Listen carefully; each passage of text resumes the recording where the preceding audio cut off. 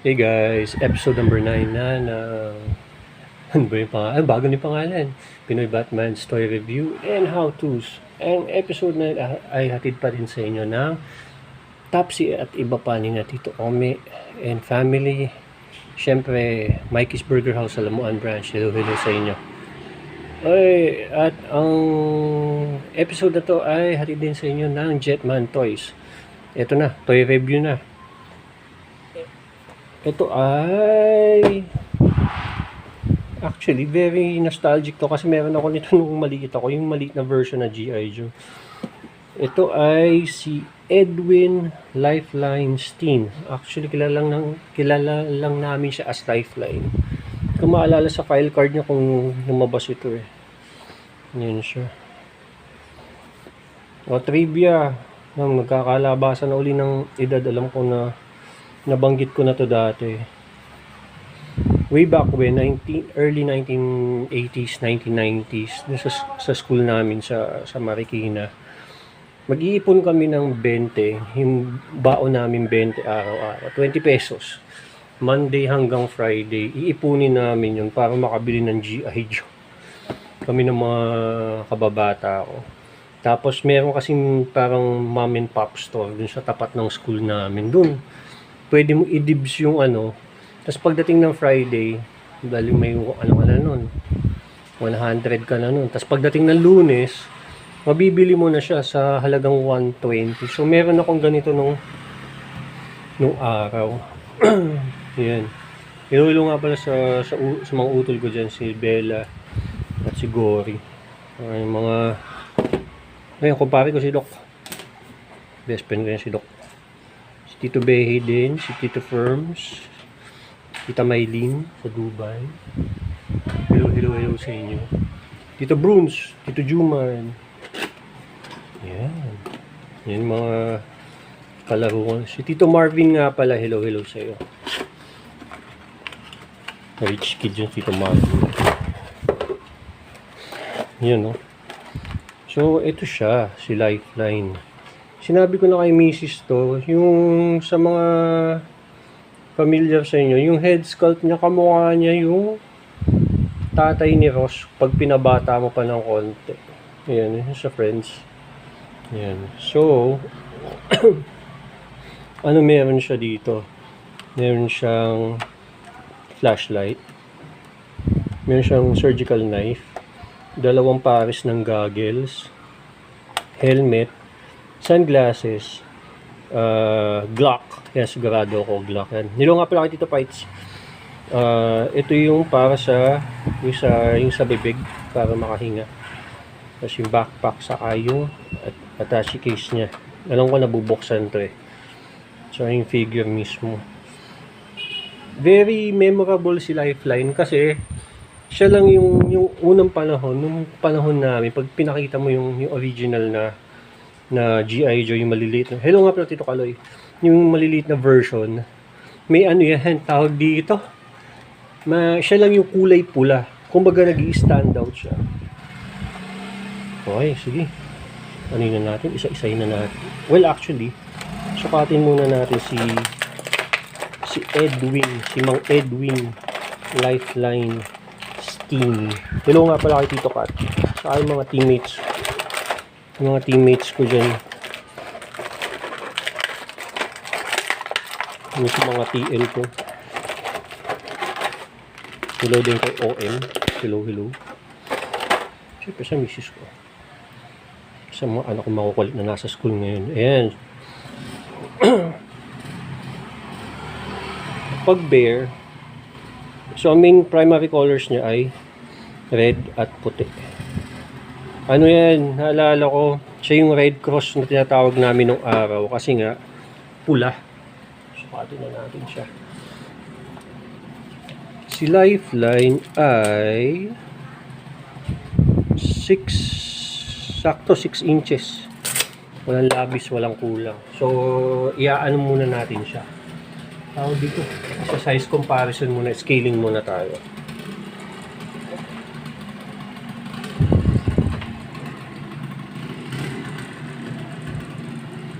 Matangkad siya ng konti kay Snake Eyes. Okay.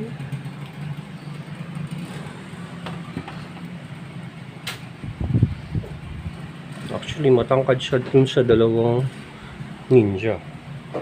Try natin sa mga Jada toys. Wait lang.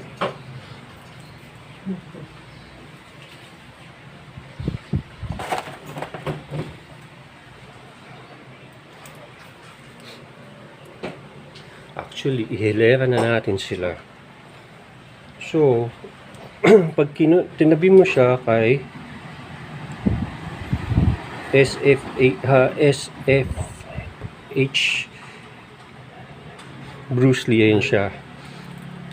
Tapos, pag tinabi mo siya kay McFarlane Bane, ayan, ang ganda ng scale mo. Tuntua ako pag tinatabi ko kay Bane. Tapos kay McFarlane Batman, ayan siya. Ito 7 inches kasi ito. Tinabi mo siya kay Catwoman. Yan, may favorites. Ayan. Tapos kay Ken Masters. Yan yung Storm Arena. Ayan. Kay Guile. Halos magkasing laki sila ni Guile. Action figure ni Mrs. John Wick. Mafex. Malaki pa din siya kay Mafex. Dark Maul, Black Series. Ayan. Ayan siya.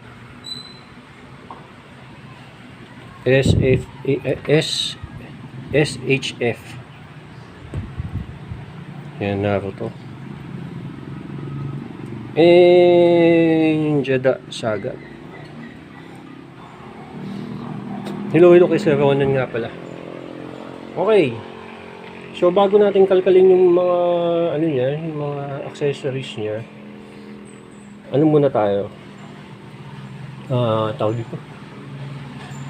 Yung mga articulation muna niya. Meron siyang Yoko hanggang doon, very limited. Taas, side to side, ikot.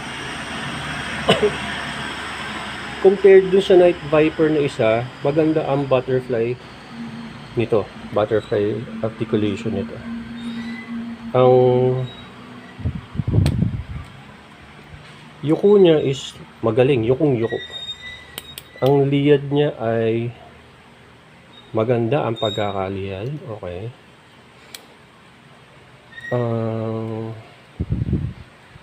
Smooth na smooth ang articulation niya dito. Dito din. Swivel. Yun. Okay. Maayos. Ito ay nati 360 pero hindi ko na gagawin siyempre. Ito meron to. Ito saltang rescue na to. Meron yan dun sa maliit na version ng G.I. Joe. Sana maano ba. Si Tito Kaloy, maalala ni Tito Kaloy ito kasi nilalaro kami nito nung araw. Very nostalgic. Maayos siya. Ayan. Pag inikot-ikot mo to, yun. Not bad. Meron din siya sa ankle. Ayan. Ito, ayan. Ayun siya. Very madaling ma-distinguish si Lifeline kasi nga ano siya yung naka all red. Tsaka sa mythology niya, hindi siya pumapatay hangga't maaari. Kasi nga medic siya. So yung sa kanya. Pero nakakatawa kasi may pistol siya. Ito na, kabit na natin ito. Dito siya, yan. Panalo talaga, yan yung sa ilaw niya. Yan. Tapos, try natin ha. Itong baril niya, dito nakalagay. Yan. So, alam kong, yan, tapos, ang maganda kasi dyan, yung detail na, yan o, para hindi mawala. Ayan o, ang ganda. Nakastock siya dun eh. Ganun talaga ng detail ng gumawa ng G.I. Joe yung design nila. Ngayon, ito naman, yung kutsilyo na ayaw magpakuha. Ayan. Dito naman siya. Ayan. Ayan. Shoot mo siya dyan. So, hindi naman siya basta-basta matatanggal. Ayan. Basta itulak mo lang. Papaloob. Okay, ito na. Ito nakakatuwa kasi kay Hasbro. So, classifieds. Lalo na sa figure na to. Kung mapapansin nyo, dalawa yung type ng goggles niya. Isang mas mahaba, isang mas maikli. Yun ay para dun sa helmet niya.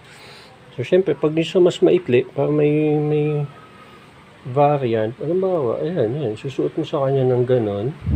Oh, diba? Hindi na masama. Not bad. Kulit eh. Tapos ito, pwede mong ilagay sa, ayan. Pwedeng nakasokbit ng ganyan.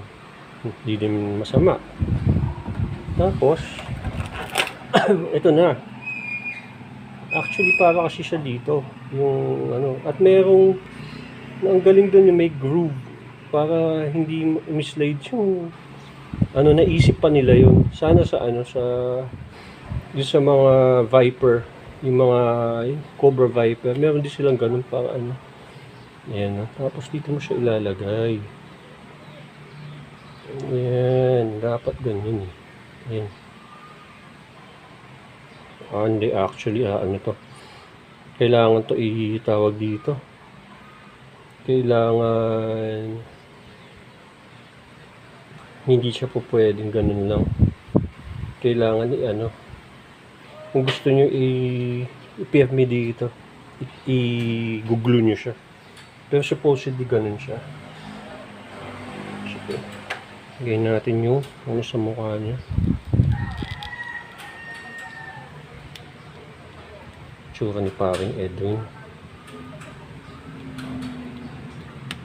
Yun, no? Ayan na siya. Tapos ito ba ay natataas na ibababa? Hindi. Ganun lang ang pwesto niya talaga. Okay. So ito na. Siyempre nakakulit yun. Yung nakaano sa kanya yung trademark glasses niya. Ito walain to eh.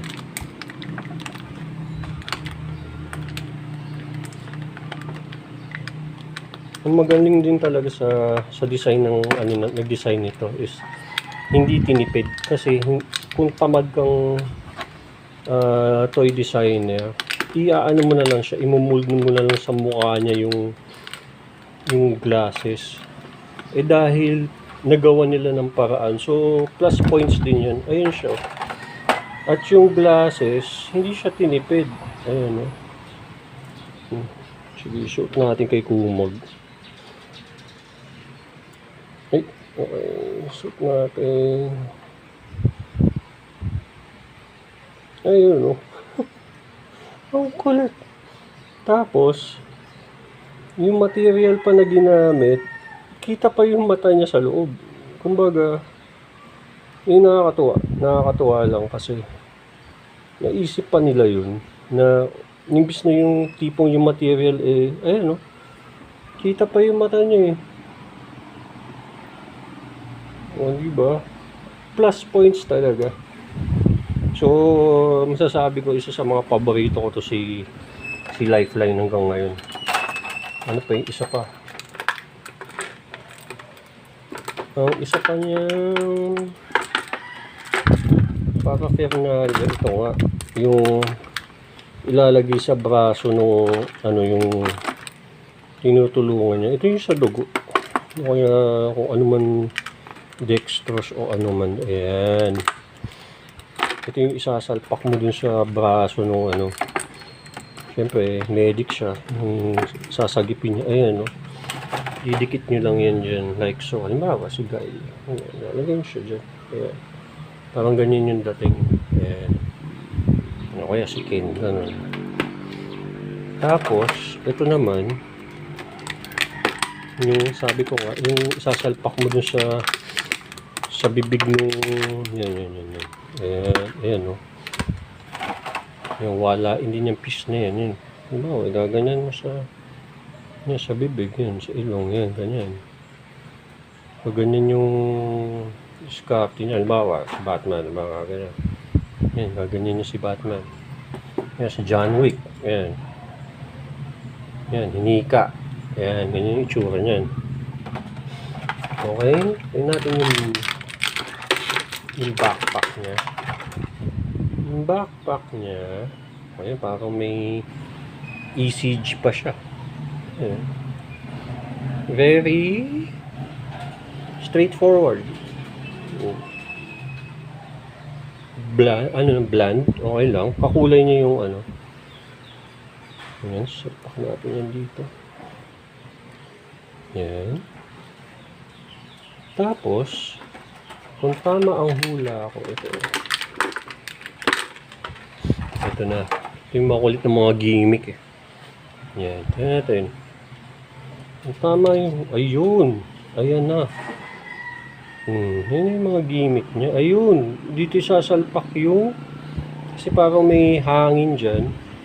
So, dyan isasalpak itong kabilang dulo. Ayan. Hindi ba? Parang, kung siya naisip niya pa yun. Yan. Ayan. Ayan, so, sige, huminga ka na, ganito, ganyan. Ayan. Very makulit.